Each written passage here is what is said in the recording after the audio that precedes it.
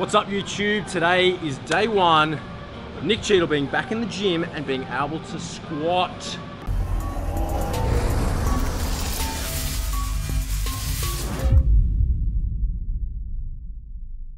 You guys might know that recently I tore my hamstring. I also tore my adductor because idiot me didn't warm up properly and I didn't recover and recuperate properly. So I ended up doing an injury twice over. Anyway, that's a story for another day. The good thing is I've done my rehab work. I'm back into the gym. I'm now in the process of building back up to where I once was. So today for me is leg day. We're gonna start off with some squats. Basically, the idea behind my training over the next few weeks is to look at my training volume. There's a drastic increase from what it once was, certainly before I hurt my leg. But the idea is to build up volume very slowly over time to make sure that I don't put myself through so much strain, so much stress over the coming weeks that my body simply gives out and gets injured again. It's all about building volume back up to a point where I can begin to handle heavier weights, heavier loads, and more cumulative volume over time. So today, very gentle session to work my way back in. I'm gonna hit one top set today of 5 reps. I'm gonna go off an RPE based scale today. So I'm hoping to hit around maybe 150 or 160 kilos for just one set of 5. Then I'm gonna look at backing that off by about 10 to 15% depending on how my leg is feeling to make sure that again, I'm not any chance of hurting myself. So I've already done a couple of warm-up sets. I spent 10 minutes on the bike to begin with, just trying to get a little bit of blood into the muscle, making sure that I'm not getting under the bar cold when my muscles are fairly inelastic. I've done 4 to 5 warm-up sets already. I started off very slowly today. I warmed up with the bar for a set of 10. I warmed up with 60 kilos on there for a set of 6 to 8. Then I went to 100, then 120. I'm gonna do another set on 120, as well as a couple of range of motion and static style stretches, just to make sure that the blood is well and truly in the muscle and I have as little chance as possible of tearing that sucker again, because I don't want to spend another 8 weeks out of the gym not being able to train legs properly.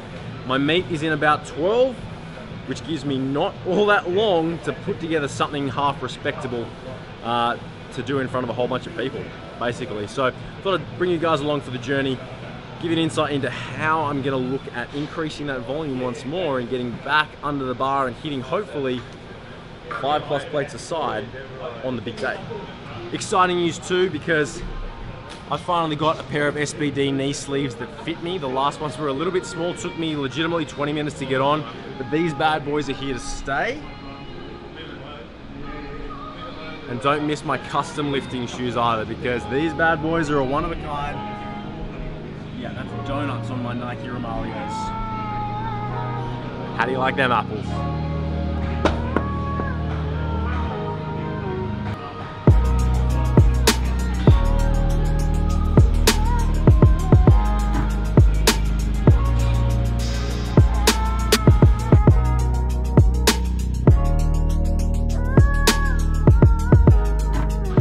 Two more warm-up sets. I'm gonna hit 140 for 3. See how I feel. Go to 150 for a set of 1 to 2. Again, I'll take it as it comes, and then I'm gonna try and hit 160 for a set of 5 before backing off for 3 more sets of 5.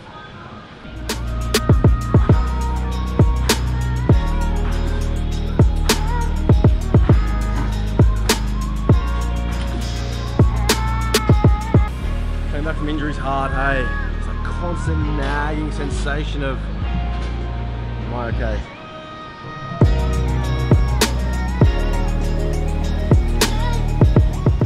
So as I said, we want to look at increasing volume very slowly over time. So I'm only going to do the one top set today, 160.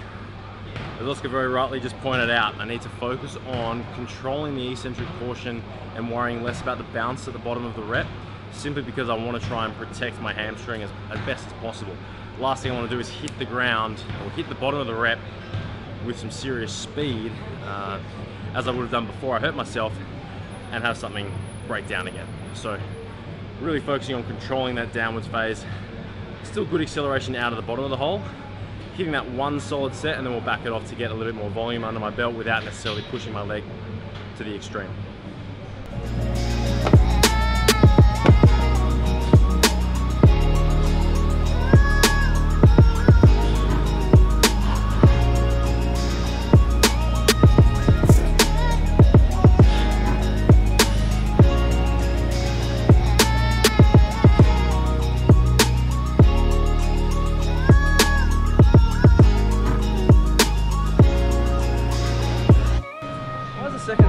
feel easier. The really cool thing about having a dude holding the camera that actually lifts himself, right, is you can spitball ideas between sets. He just put together the perfect analogy. No car can go from 0 to 100 without first passing through 20, 40, 60, 80, and then finally it gets to 100. You've got a bit of cash in your pocket, maybe you get there faster than others, but the point is, going or trying to go from 0 to 100 in terms of training volume is a surefire way of having things break down. If you try and slingshot a car from 0 to 100 as quickly as possible, chances are that car is going to become more and more unstable as you continue to modify it to get it to be that fast. Try and think about training over the long term. Think about increasing volume over the long term rather than thinking, how much volume can I smash myself with right now? Because ultimately, if you can't improve upon that, and if you can't recover from that, like I've been guilty of doing in the past, you're set to keep re-injuring things like I probably would if I continued to go hard. So be careful when you are thinking about training volume and longevity of your programming, particularly if you're writing it for yourself. There's no need to go balls to the wall from day one, because ultimately that's going to mean you've got nowhere to move. So something I'm working on at the moment is actually bringing my hands closer to my shoulders while I'm holding the bar and squatting. When I first started low bar squatting, I just found it to be most comfortable relatively wide out. In fact, these rings on the bar, I tend to have two fingers just on the inside of them before grabbing the bar. So what I'm trying to do these days is actually move my hands closer and closer towards my shoulders in an effort to get tighter and tighter through my back. Now ultimately it's a personal preference thing, but if you find that you're really struggling to engage your lats while you're squatting, think about bringing your hands a bit closer, because it might just help you get a bit tighter through your squat and ultimately allow you to translate more force from your legs to actually get that bar back up.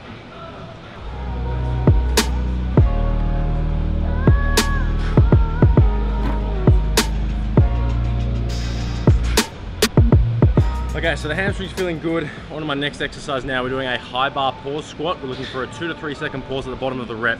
Being a high bar squat, this essentially puts me in a more upright position, targets my quads a little bit more, whilst also emphasizing the necessity to stay tight through my back during the movement. Obviously, it's also going to help me with explosiveness out of the hole as well. So that when I do go back to a low bar back squat, I don't need to worry about pausing. I can just get straight out of it. I've dropped the weight. We're going to go hit 3 sets of 6. I'm doing 120 kilos to begin with today. We'll see how we go.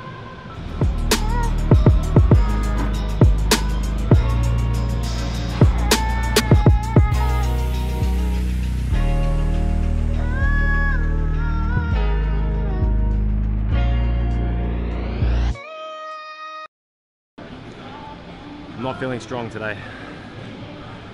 The weight feels like it normally would on my shoulders. When I go to push, I don't have quite the power that I used to, which is frustrating. Expected, but still frustrating.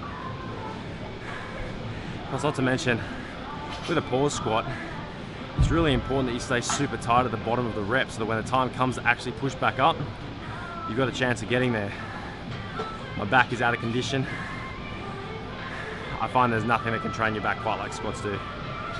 So again, it's a learning process, it's a relearning process. It's all about getting that volume in small quantities to begin with and overloading over time so I can get back to where I was.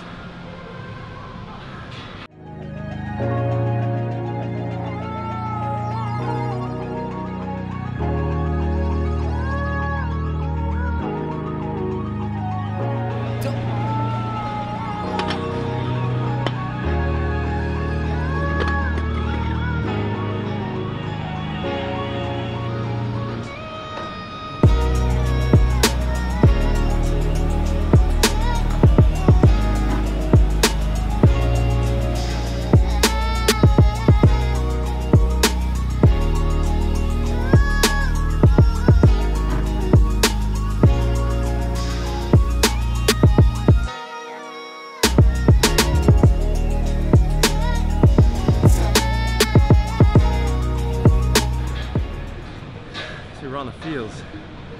Really important with a lunge, keep your weight through your front heel. Don't push through your toe. You want to try and recruit as much glute as possible. So pushing through your heel, you're going to be able to do that far more effectively than if you're pushing through your toe, which is probably gonna give you some knee pain. So we're going higher rep now, 4 sets, 12 reps each side. So I haven't taken my knee sleeves off. Normally I would recommend you do. I'm being lazy today, I'm also really sweaty, so I know these are gonna take 10 minutes to take off. I don't really have that time.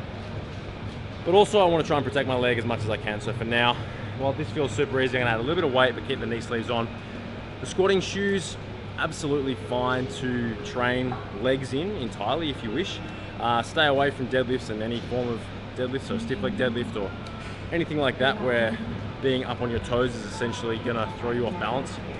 But no harm in using the squat shoes simply to help with greater balance, greater stability, particularly if you're lunging, leg pressing, anything like that, where you can minimize ankle mobility, or minimize ankle instability rather. It's only gonna help.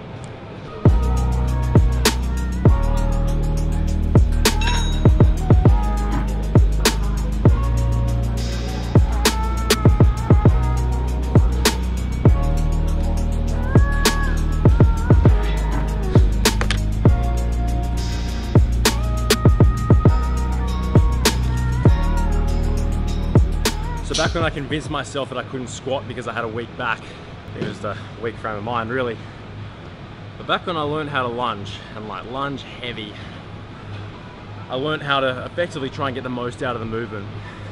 So as I mentioned before, we want to try and keep our weight through our front heel at all times. We want to try and engage our glutes as much as possible. Pushing through our front toe is really going to put a large amount of stress through our knee and quads. And because we're already activating our quads, we really don't need to do that any more than they're already being activated. So focus on, if you can, even lifting your front toe up as you perform the lunge. With the reverse variation, focus on controlling the movement down as you land and thinking about taking a larger step than you might think necessary, simply to make sure that you're in that lunging position. It's called a lunge, not a step.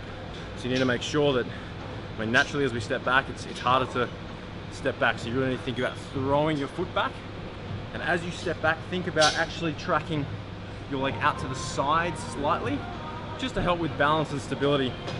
If your feet are in line with one another, chances are you're going to be far more unstable even if you have got peaceful lifting shoes on.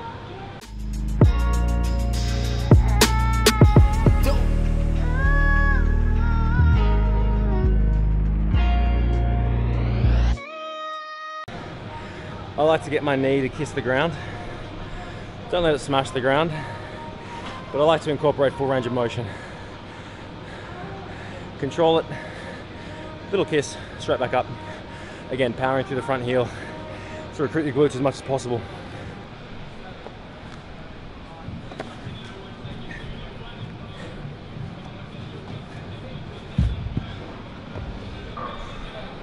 Okay. So the last piece of specific accessory work I'm going to do today is a single leg, stiff leg deadlift. So I've taken my equipment off, my lifting shoes and my knee sleeves, because when we're doing a deadlift, what we want to make sure is our feet are firmly planted. Because we're essentially leaning over the bar, we don't want to add to that lean by propping ourselves up on our toes and throwing our center of gravity over the bar. So I'm going to do these single-legged, as I said, no shoes on. So if you've never done these before, begin with no weight, holding yourself very close to a rack or something that you can hold on to balance and stabilize yourself. And all I want you to practice doing before adding weight is hinging at the hips. Allow the leg that isn't doing all the lifting to essentially act as an extension of your spine and follow accordingly.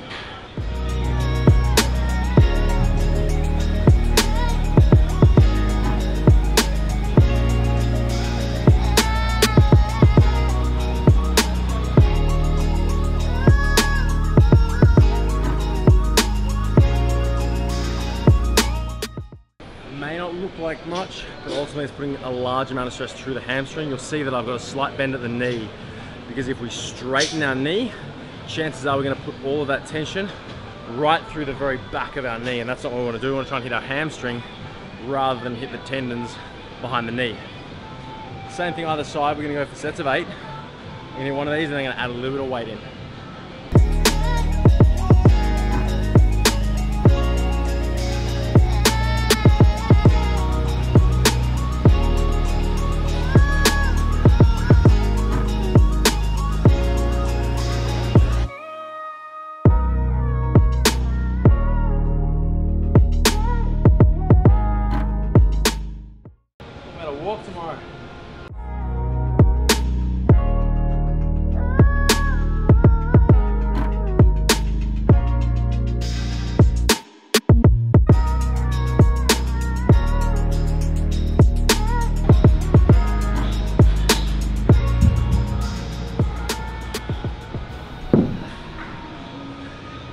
So you're seeing I'm quite slow on the way down. 1, because my balance is heinous. 2, I want to be careful of my hamstring. And 3, eccentric loading, i.e. taking your time to lower the weight slowly, has shown to elicit really great strength gains. Obviously, considering my hamstring is very weak at the moment, incorporating some more time and attention based work into my routine is hopefully going to speed up that strength healing process. So that's the end of the specific accessory work for today. I'm going to finish off with 4 sets of leg extensions, hamstring curls, and calf raises. I'm going to 20 reps of each of those. I'm not going to show them to you though, because I think I've showed those to you guys probably 1,000 times already. Gets boring, gets old.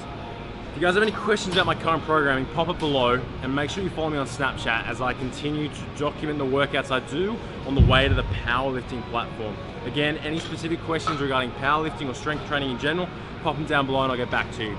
Guys, I'll see you next time. Thanks for tuning in.